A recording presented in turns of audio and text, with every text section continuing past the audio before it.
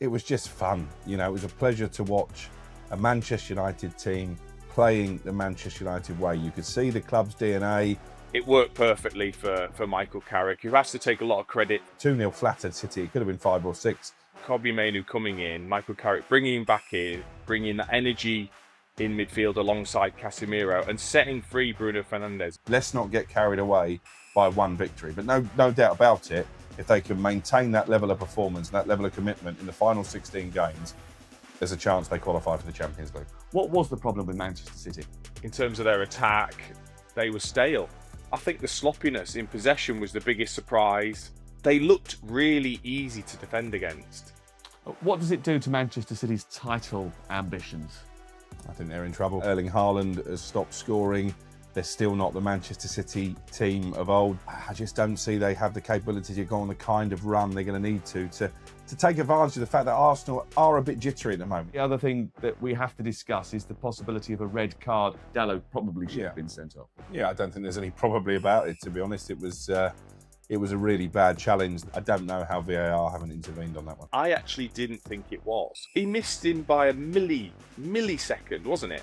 I can see why people think it's a red card because it looks horrible when you slow it down. But to me, that really isn't. Yes, it's Premier League All Access with me, Sam Matterface. The Saltmeister is here and Dashboard Dean Ashton is there as well. Could have done with Dashboard Dean Ashton last night. Crikey. Crook decided that he would drive us back from Aston Villa last night to wherever it is he lives. And listen, we're in his house. I don't know where it is. It feels like, you know, like when you're kidnapped and you're blindfolded and you're taken to a secret location, some off-reservation place. Listen, I don't know where this is. You can't get mobile phone service. You can't get a Domino's pizza. You can't get an Uber. There's just trees everywhere. It's like some odd compound, Dean. I feel like you know when you're usually looking like you're a hostage somewhere. That's what I feel like today. Yeah, it looks like it as well with your surroundings. And to be honest, you know, I think we all realise that Crook did escape from some strange place many years ago into the limelight. Yes, yes. We're still doing an investigation about that. There'll be some sort of Sunday Times expose about it in the future, I'm sure. Also, you're driving. As wonderful as you are, I am a little bit concerned about your driving. Yeah? Yeah, it took a long time to get here. We got diverted twice. I can't handle the diversions. And actually, because you were getting grumpy and harrying me, I think I got clocked by a speed camera, so I got more points yesterday than Aston Villa did. I wasn't grumpy. What I did, though, because you know he does like to have a beer, is when we stopped off at the petrol station, I got myself 4 tinnies and sat in the car drinking them while he was getting very grumpy about the traffic. I didn't actually even want the beer. I just did it just to wind him up. But had you not bought that beer, we wouldn't have got diverted. No, you decided to stop for no reason. Anyway, should we get on to the podcast itself? Because there's lots to get into. He was in a very good mood on Sunday when he woke up because of the Manchester derby. And that is where we start our roundup of a rather intriguing week of Premier League football. Yes, and I say intriguing week of Premier League football because none of the top 6 going into the weekend actually won a game. And it's the first time in 18 years that has happened, Dean Ashton. That is a mad turn of results, isn't it?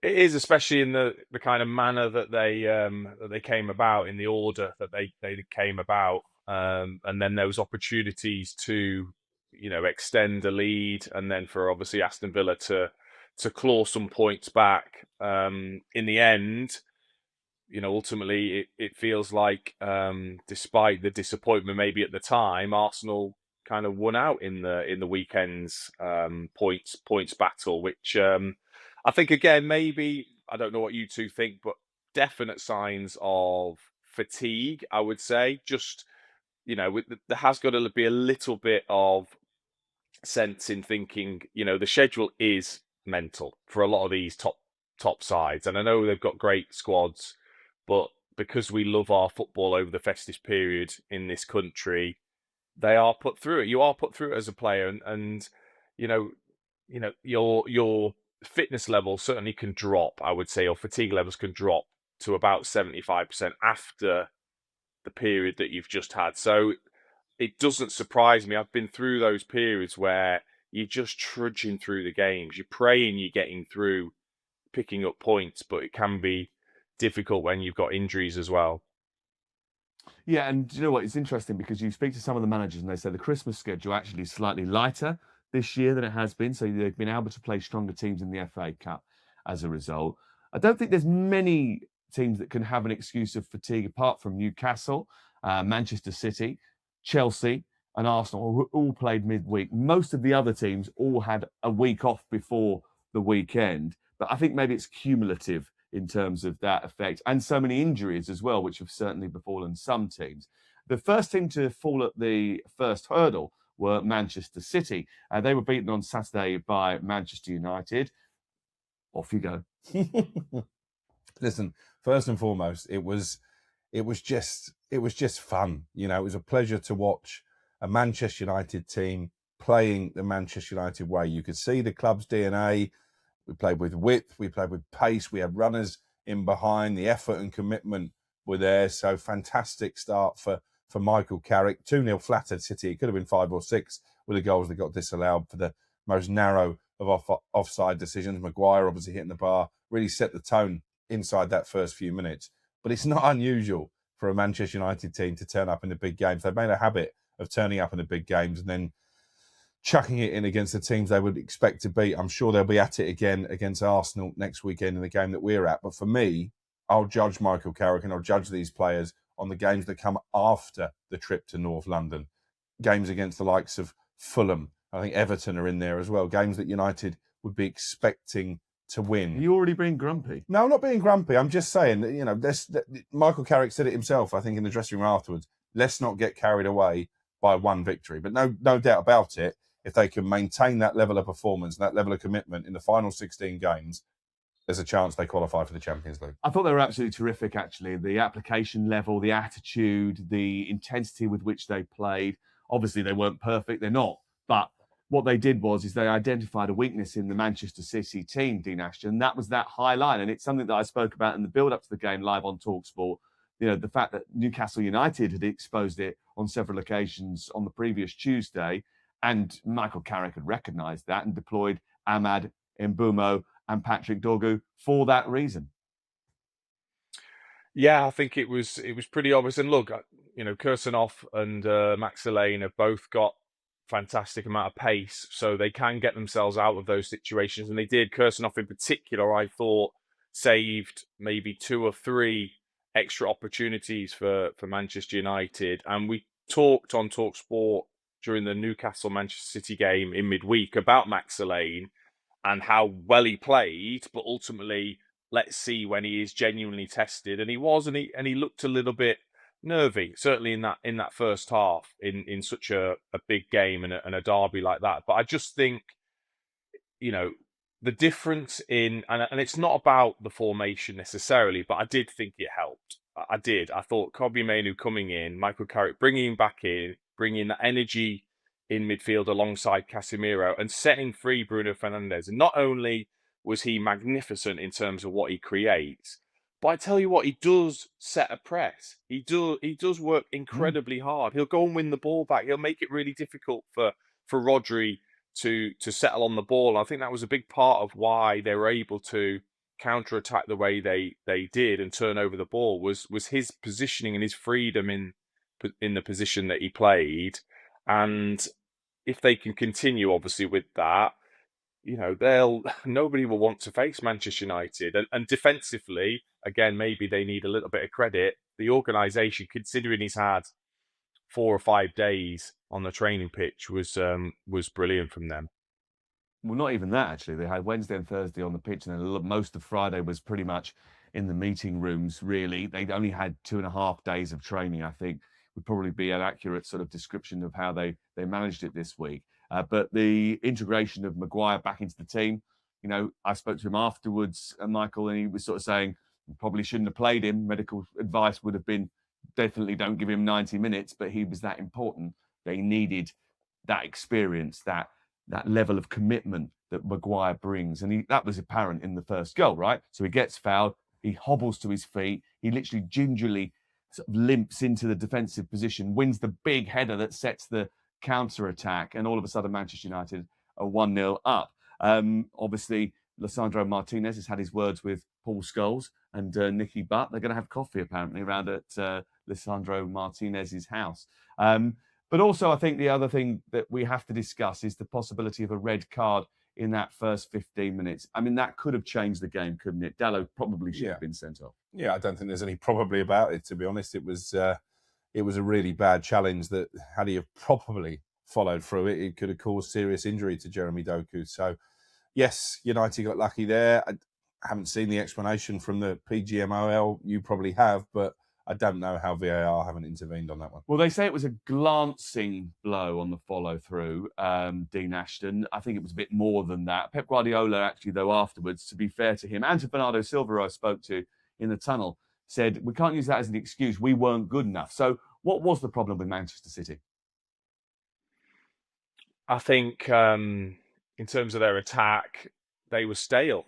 And again, you can't just use fatigue as an excuse, but he did play, the forward line that played in midweek. I was surprised Cherky was sat on the bench, and Reinders also. Yeah, so I thought they might come in.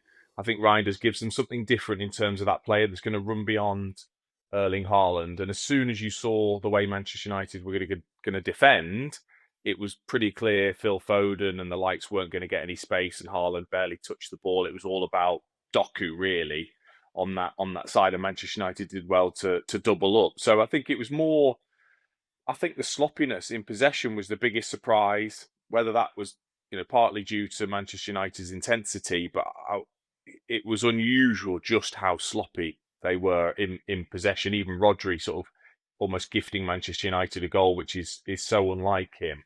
So I think that would be a worry, just in terms of the level of their attacking performance. And just to go back to the red card, I actually didn't think it was. And I tell you why, because if you look, I mean, Doku obviously is slight in stature anyway. And the nature in which he moved, look how low his knee is. His knee is probably shin height to Dalot. So it's not as if Dalot's really raised his foot high.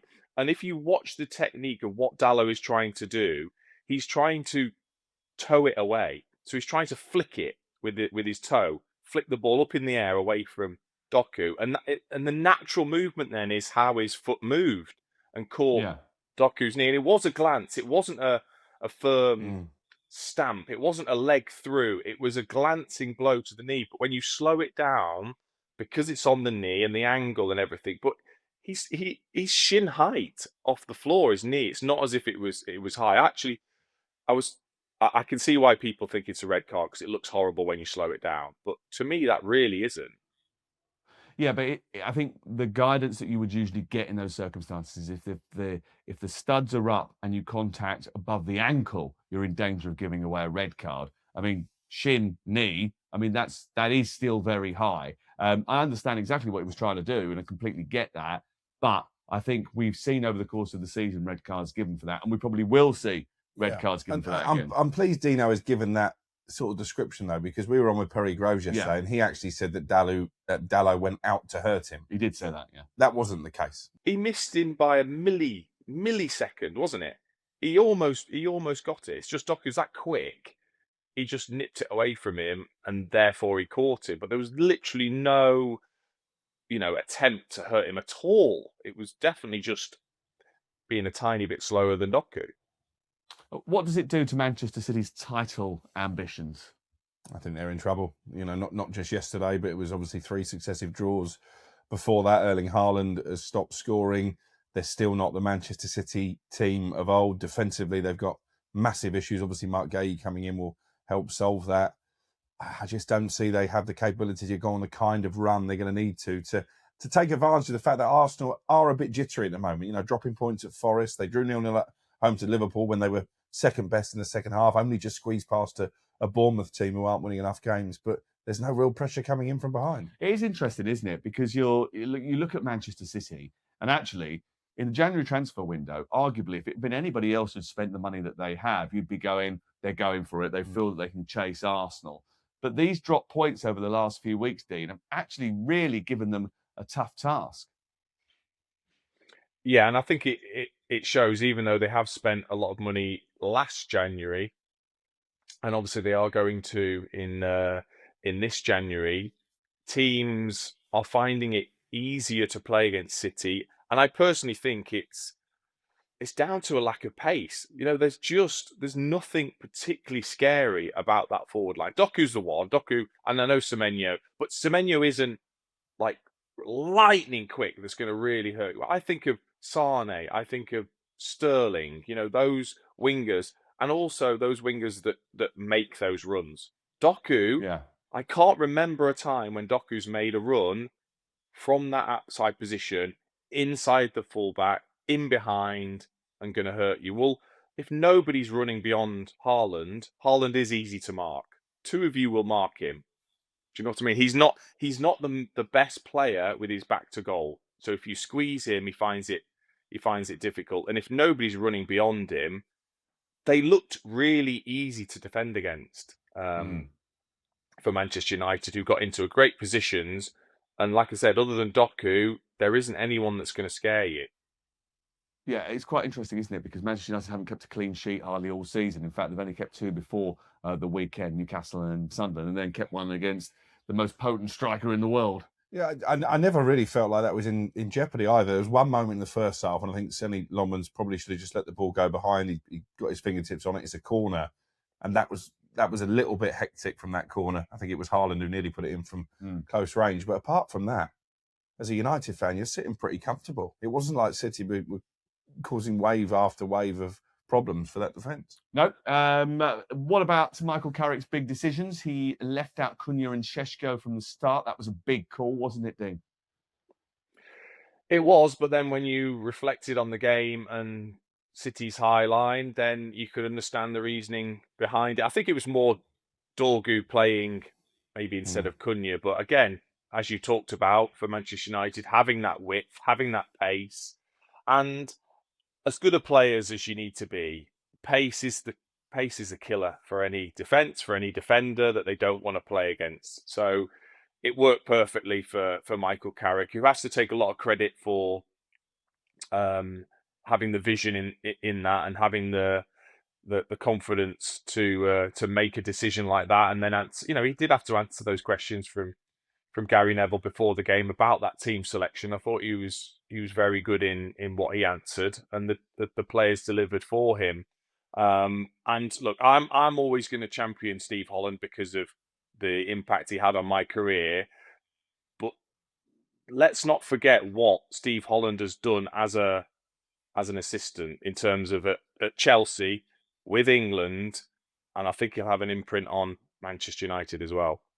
Yeah, without doubt. Just on the Kobbie Mainoo situation, I was delighted for him because his previous two starts this season with Grimsby in the Cup was poor and we got knocked out. Brighton in the Cup, he wasn't great, got knocked out.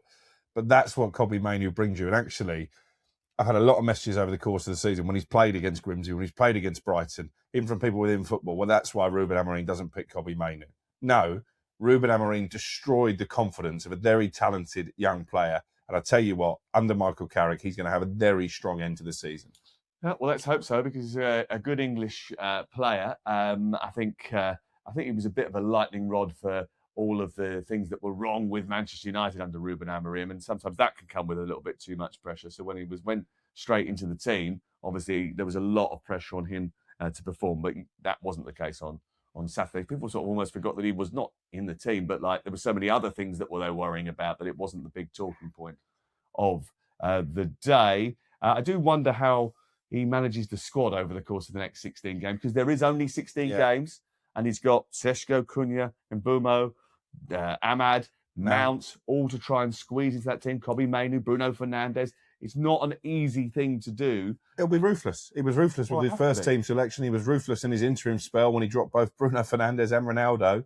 He will pick the team week in, week out that he thinks is going to give United the best chance of success. I'm all for it. Well, good luck to him, and I hope it works out for him. Manchester United troubling the top 5 now after that victory over Manchester City. Tottenham Hotspur troubling the bottom 5 They are struggling, having been beaten at home again by West Ham United, piling the pressure on their Danish manager. Can he save his bacon?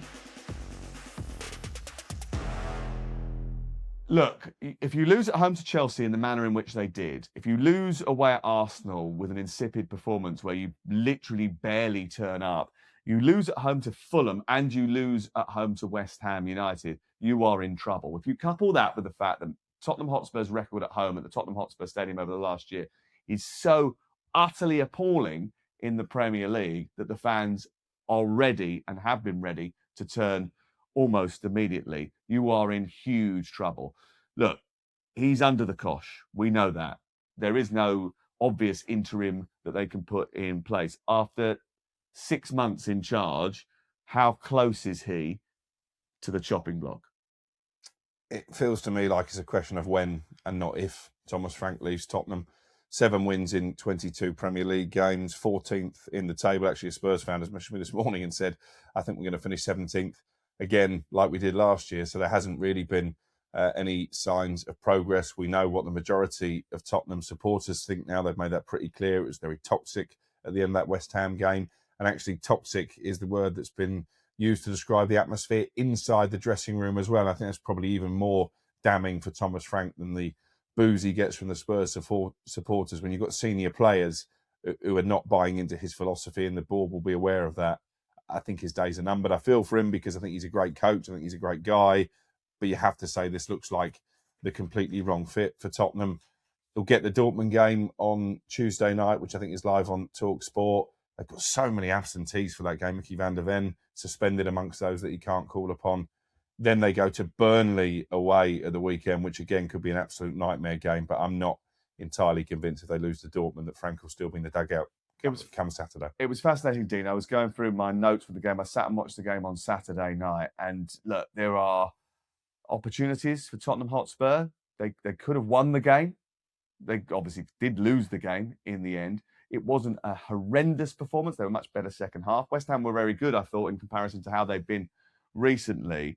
But I sometimes feel as if with Tottenham, the rub of the green doesn't quite go his way in big moments in matches, which can set them back. Now, that's a mentality issue, right? Because if you suffer a setback, you've got to come back from it. And that happens to them a lot.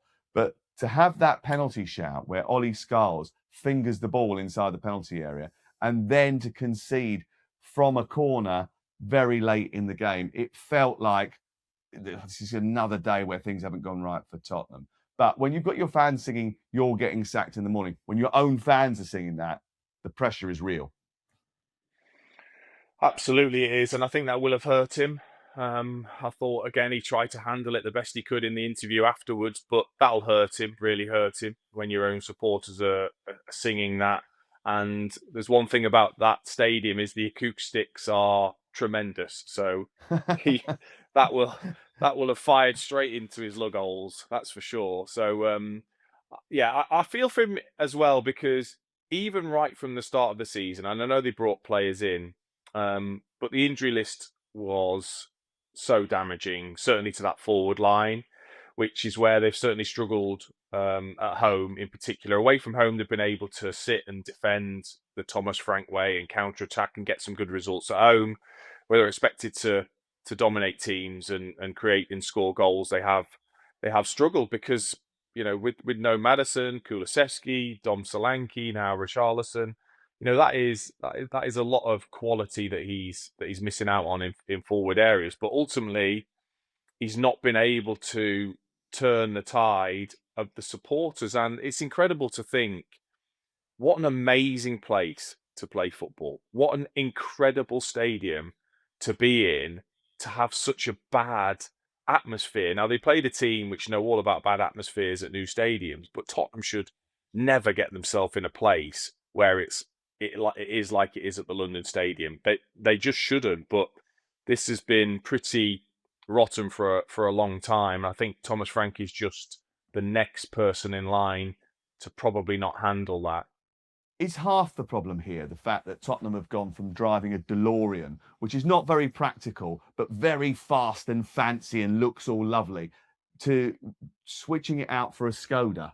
Yeah, and I think the players enjoyed playing Ange ball, even though it didn't necessarily get them results in the Premier League. Obviously, it delivered a European trophy.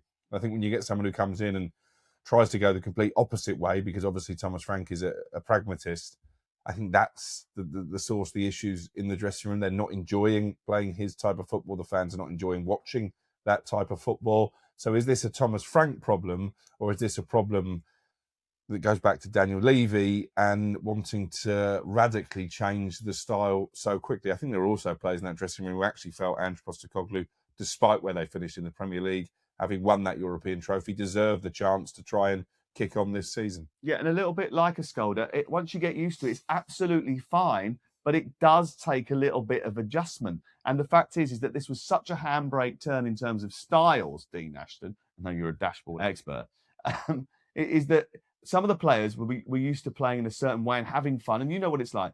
When you're a footballer, if you're playing in the way that Ange Postecoglou plays his football, it's fun, right? Okay, maybe you lose too many games and maybe it's difficult at the end of last season like it was, but you won the trophy, so you're sort of happy. But training's fun and games are fun because lots is happening. If you're trying to play more sort of destructive football, a little bit more secure football, everyone's got to work a lot harder. There's a lot more discipline. There's a lot more work on shape and being compact. That's actually quite hard. That's a big change from the two styles, isn't it? It is, yes. I mean, nobody appreciates your analogies of vehicles more than I do, and it's. I think you make a great point, and also I think what's interesting is certainly in the summer it felt like they recruited for that old style. It felt like they didn't recruit players. Now Conor Gallagher coming in, that feels like somebody they've recruited for a Thomas Frank team. That to me really fits with what his style was. That intensity in midfield to win the ball back and then go and attack teams is how I see Thomas Frank's teams playing.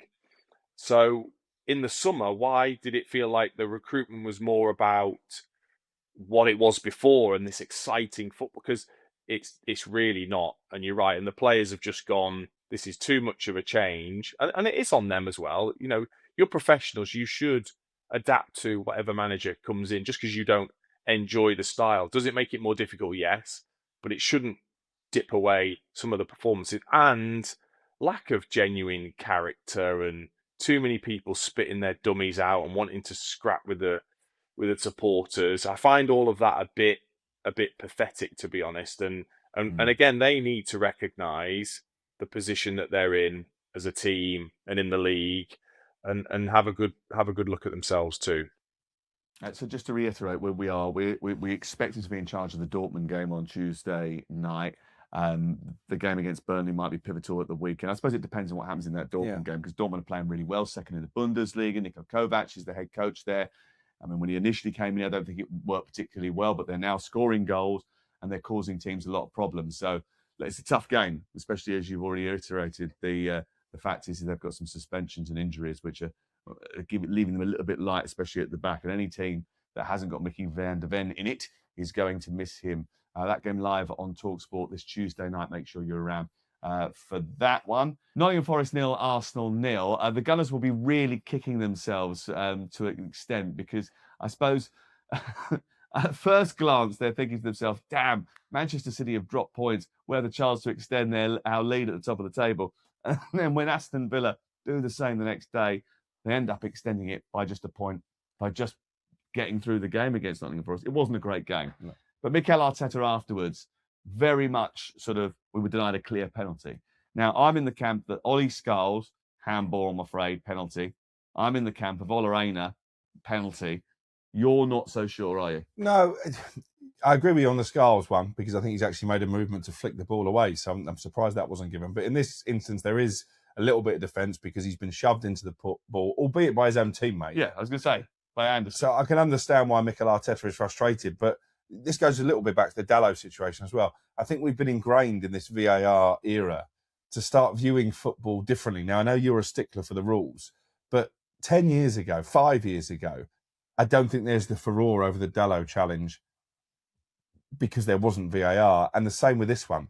So I do think we've been indoctrinated a little bit. I agree with Sean Dyche. I don't want to see penalties given for that. I'm not a stickler for the rules. I just think if you have laws, you have to apply them. I'm not one of these that goes, oh, don't worry about those. We'll just do what we want on a Saturday if it feels right. Yeah, but I'm more of a there should be some common sense. And I'm totally with you. But they should actually be written into the law rather than just deciding on a random Saturday that today we fancy showing some common sense when we haven't done for the last 3 years.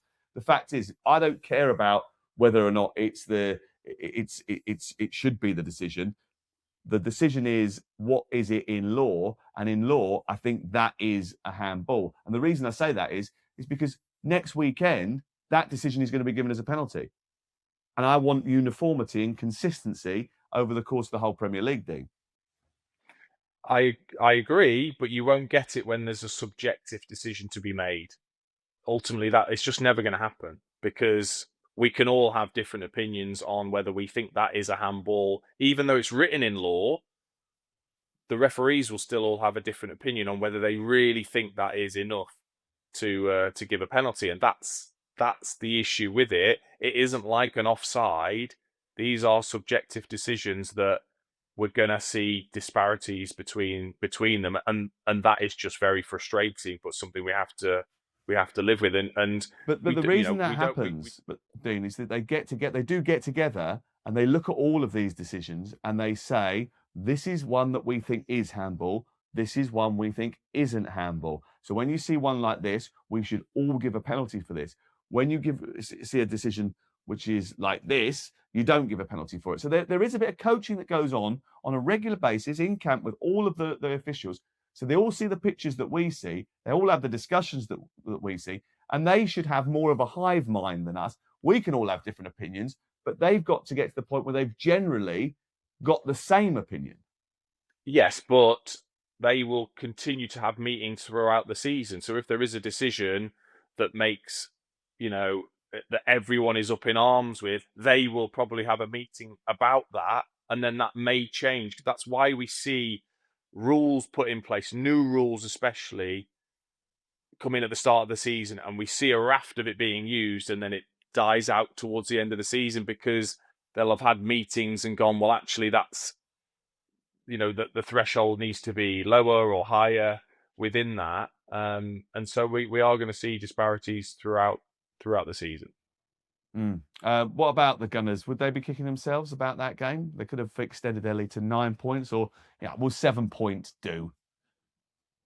It feels as if 7 points will do, and again, I guess it depends how you want to view it. Whether your glass is half empty or half full. Ultimately, it's an extra point on the board. It's another tough away fixture that they've managed to get through without losing, which I think is important when you probably look at some of the tough games that the other two, Aston Villa and Manchester City, have still got to play.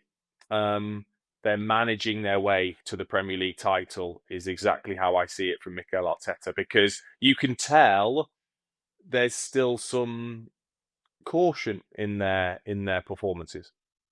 Yes, we went to the Arsenal-Liverpool game, didn't we, which was 0-0. And I think I said after the match, I feel like that game in particular, was Arsenal being strategic, cautious, a little bit more pragmatic, and methodically plotting their way through the season. They decided that day that they didn't need to go for it and win that match in particular, because Aston Villa and Manchester City had dropped points the night before. So they could still maintain their level of margin of advantage over those two just by getting through that match. And kind of like this weekend, I know they were a little bit disappointed with the penalty and they think they should have done a little bit more.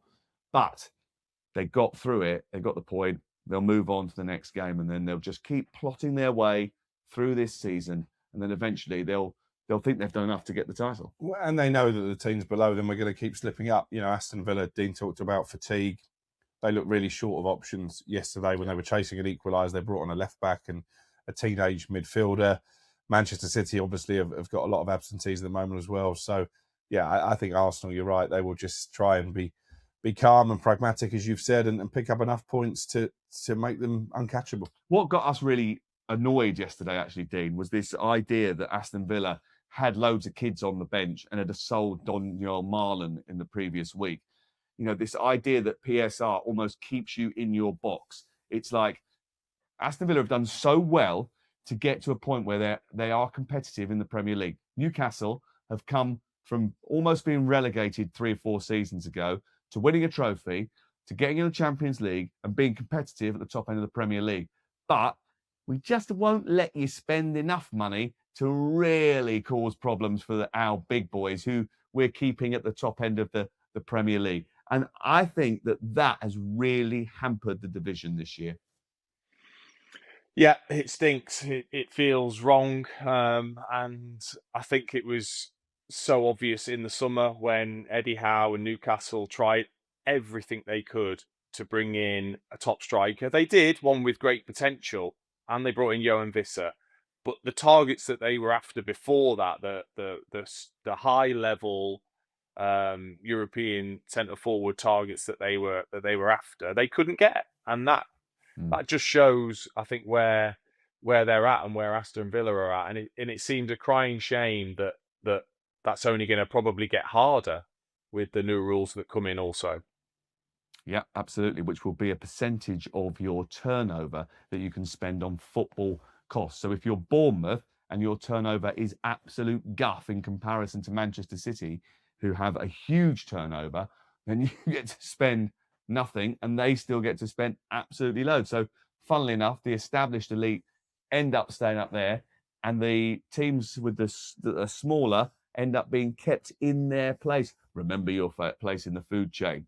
It basically feels like what we're telling them, which I don't necessarily think is the great thing for English football, because one of the things we love about it is the pyramid and the meritocracy.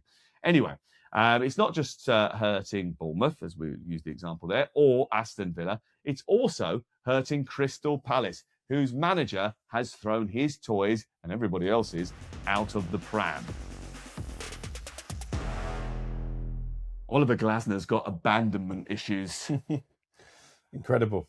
Absolutely incredible. Up there, I think, with the legendary Premier League meltdowns, the Rafa Benitez fax press conference, the Kevin Keegan, I would love it if we beat them. It was, honestly, I couldn't believe the words that were coming out of Oliver Glasner's mouth when you're using phrases like, we've been abandoned, the heart's been ripped out of us. He was basically asking to be fired, having made it public without telling the board he was going to make it public that he's going to leave at the end of the season. And actually going to bed on Saturday night, I didn't think Oliver Glasner would survive. I was told that Steve Parish was absolutely fuming. There does seem to have been a bit of a truce on Sunday morning, but I just wonder if that's Steve Parish actually seeing through what Glasner was clearly trying to do, which was to orchestrate an exit. And I think he said to him, look, I'm not going to fire you actually and pay you off and bring in an interim till the end of the season. If you really feel that strongly, you can quit and walk away from your payoff. I mean, we were talking about this, the idea of a truce being broken. Nonsense. Steve Parish has just not fallen for it. And Glasner's watched Maresca and Amorim talk themselves out of a job and get a decent payoff. And, you know, arguably Manchester United fell for that immediately. Whereas Glasner is not going to get away with it because Steve Parish isn't going to pay him up. He doesn't want to do that. And fair play, because he knows he's going at the end of the season. That press conference, though, the aftermath, obviously with the abandonment and the heart being ripped out, was one thing. But the pre-match press conference, he announces he's leaving. He announces that Gay is leaving. And then everybody's in such a tiz about those two massive stories that actually halfway through the press conference, he talks about JP Mateta going as well. But that's a little bit under the radar because all the other stories have already come out. So look, this is a club that's in a serious state of flux. And the reason for it is, Dean, is that they can only spend a certain amount of money. And look, I think there is a part of you that needs to understand where Crystal Palace fit in the roster of English football. And at the moment, there's still a sort of mid-table club that are trying to break into the top half of the table and European competition. In order to keep moving up that food chain, they need to keep spending and winning. But you have to do that incrementally. You can't do that straight away, can you?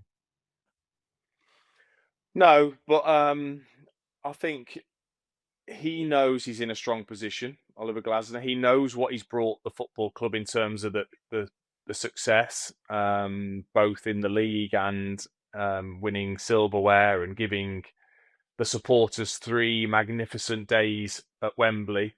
And he knows he's in that strong position. And so therefore he can say it. In terms of he probably doesn't care if he loses his job, and he probably could quit if he has to, because he feels as if I've brought you all the success, and all you can do is sell my best assets and take away my opportunity to continue to build this football club away from me. So has he done it in the right way? No. Does it look pretty petulant? Yes. But I can actually see why. And I think he's decided, actually, we're not going to keep everything under wraps. You're not just going to be able to kind of, hoodwink the supporters to think, well, this is just Crystal Palace and this is how things work. And of course, because they're running it like a business, which is what it is. But Oliver Glasner's going, well, hang on, surely this is what the football club should be about, is about supporting each other, and if you're going to get rid of a player, well, make sure it's at the right time for the manager and the playing squad and what's happening on the pitch. They have left him. They're going to leave him so short for the rest of the season. I kind of back him a bit. Yeah, it's interesting, isn't it? Because we're in this era of managers, players, football people, just like pulling the pin out of the grenade and chucking it in. They're not worried about what they say. They're just making sure everybody hears their side of the story now. And I do think, go back to the conversation we've been having about sporting directors, a lot of it is to do with the fact that football people have had enough of the algorithm nerds and the business people telling them what to do. Yeah, but Palace have got a decent sporting director, an old school sporting director in Matt Hobbs. I think. They have now, but they've had a lot of change in that department over the course of the last year. Friedman did okay. Yeah, but they found a few there has been a lot of change. Yeah. The CFO's gone, the COO's gone, the Dougie Friedman left. Matt Hobbs only came in halfway through the transfer window last year. I think his frustration is squarely with Steve Parish. And actually, I'll go back to John Textor when he came in with White and Jordan. Now, I'm not saying that John Textor is the dream owner by any stretch of the imagination, but you couldn't disagree with him when he said that maybe Steve Parish lacks ambition. And I'll go back to when they were voting on the PSR rules and maybe changing them. Palace, as I understand it, were the only one of the 20 Premier League clubs who voted to keep the status quo. They were happy with these PSR rules because it meant they didn't have to show any great ambition. Well, it'll be interesting to see what happens next, whether he sticks around or goes. It's a shame because he is the greatest manager statistically in Palace's history. He's won a trophy. They've never done that before, and he could win another one. It'd be interesting to see the reception from the fans that he gets, because I think it was mixed over the weekend. There were a lot of Palace fans who weren't particularly happy that he's spoken out. And he's not actually speaking from a position of strength here, Dino, because they've not won in 10. They've lost to non-league Macclesfield in the FA Cup, which, yes, as much as winning the FA Cup was the greatest day in their history, that is arguably the most humiliating. Yeah, the other thing to point out is that I don't know whether or not prospective employers, other big businessmen with their algorithms and their nerdy laptops, will be happy about the fact that he has spoken out in this manner, and it might deter them from hiring him at a big club, Dino. I'm not sure. I mean, surely we can all see that he's had the rug pulled from underneath his feet. I mean, this was a brilliant squad that was built. Of course, the club and sporting directors and the scouts and the ownership have to take a lot of credit for the players that they brought in. But look at the talent that they're getting rid of and what they're bringing in. They've got no choice, Dino, when it comes to Gay. And Parish will turn around and say, look, in the summer when I'd agreed to deal with Liverpool, you made it quite clear that if we sold the captain, you would consider your future. We kept him. Now you're going. Mark Gay wants to go in this window. If we don't sell him now, we're not going to make any money. What else could Steve Parish have done? Well, the other thing is that Steve Parish probably should have replaced him, right? Okay, yes, so they should have got a Mark Gay replacement ready, but they haven't done that. No. So you talk about how good the sporting director is, and the fact that you can't turn down the offer that they've had from Manchester City, but they should have had a plan for what happens next. Yeah. If they're that good behind the scenes and that pragmatic, they should have had the next option. Yeah, no, I think that's a genuine frustration that Oliver Glasner has got. Because you do have to actually have players to play the games. Yeah. But you can't just sell everyone and go, well, it's a good deal. And it sounds like I'm just defending Steve Parish here, but Oliver Glasner decided to play a weakened team in that last Conference League phase game. Yeah. And they've now got 2 extra matches to play as a result of that. They're in the punishment round. Yeah, so you can't have your cake and eat it. You can. Right, okay, Liverpool against Burnley. Oh, God, another disappointing day at the office for Liverpool. Yeah, do you know the Wolves were at the end of this game, Dean? I don't know if you were there. What game were you? I don't know if you were there or not, actually. But towards the end of this game, the Liverpool fans were screaming, "Attack, attack, attack!" And the issue that they've had over the course of this season, I feel, is the slow, ponderous manner with which they attack matches. There's none of that urgency and heavy metal that there used to be, and I think the fans are getting a little bit bored. I'll say it again, pace. You need pace in your team. You need pace when teams sit back. I've been at Anfield numerous times this season. Every team sees it. Every team recognises it. They sit deep. They let Van Dijk pass it to Konate, back to Van Dijk, to Kerkez, to Van Dijk, to Konate, to Bradley or Frimpong, and back. And it's difficult to watch at times. I can see their frustration. There's no pace. Wirtz, no pace. Gakpo, no pace. Szoboszlai, no pace. Epitike has, but he's got nowhere to run because there's no space. So I think, again, it's a bit like Manchester City at times, is when you don't have those players that individually can go past somebody, that brings another defender out and another defender out. If you don't have those players, you are going to find it very, very difficult against such organised defences now, because of the video analysis every team can have now. They see it all. Players really understand how to defend against you if you don't have a player that can beat somebody. And that's the key, isn't it, right? You do need magic in your team. You do need that sort of meteorite that just blazes a trowel past the defence. You need someone to take players on. Is there enough of that in the Liverpool team? Well, that was Mo Salah last season, and we've not really seen it this. Trent Alexander-Arnold as well, with his range of passing, I think was releasing those wide players. They've not got that in their armoury this year. Luis Diaz, I think, has been a massive loss. I understand the fiscal reasons for cashing in on him at his age, but he wanted to go as well, didn't he? He did, and it would have been hard to keep him, but obviously that's somebody else that they've badly missed. Diogo Jota was able to inject that urgency quite often as a sub, and obviously due to tragic circumstances, he's not there. But I do think Arne Slot has got a problem, because the fans are starting to get quite frustrated by the way the team are playing, and Xabi Alonso is now a free agent. We know that he would have been high on Liverpool's list of targets to replace Jurgen Klopp had it not been a foregone conclusion that he was going to Real Madrid. And I think if performances continue to be stodgy, and particularly if they don't end up in the top 4 or 5, I'm not sure that Arne Slot will be the manager at the start of next season. It really would not shock me if come August, Xabi Alonso is the man leading the team out at Anfield. Which, because of the way that the season has gone this season, the way that we sack managers, move on and try and get another one sacked within 3 seconds, and then there's clamour for a new man every 2 minutes. So it wouldn't be a surprise. But actually, when we probably look back at it in 5 years' time, we'll go, he won the title and then you fired him the next year. Are you being serious? That doesn't sound like a thing that Liverpool would usually do. So I think it would be a massive thing, actually, if Liverpool did end up doing that. I mean, I wrote on my sheet when I was watching the game, lack of composure in front of goal, lack of ruthlessness, and no pressure on the ball when Florentino picks out the forwards. I mean, that sort of sums it up for me, because they're in that situation where there's not enough pressure of the ball in midfield, and when they get into the final third, there's not enough urgency to finish the chance with any real crispness. It's interesting you mentioned that lack of ruthlessness, and I do watch Liverpool and feel they've lost their edge, and I do wonder how much of that goes back to the summer and the fact they had to attend the funeral of their own teammate. So all of a sudden, where football might have been seen as life and death, maybe it isn't anymore for a lot of those Liverpool players. But I understand that. If you speak to people inside Liverpool, they'll tell you, there was a scenario last year where everything was all about winning the league. They had to do this. They had to prove everybody wrong that they could get over the line. It was the most important thing in their lives. And actually, maybe after the summer, it isn't. And I understand that completely. Quick word on Chelsea and Brentford.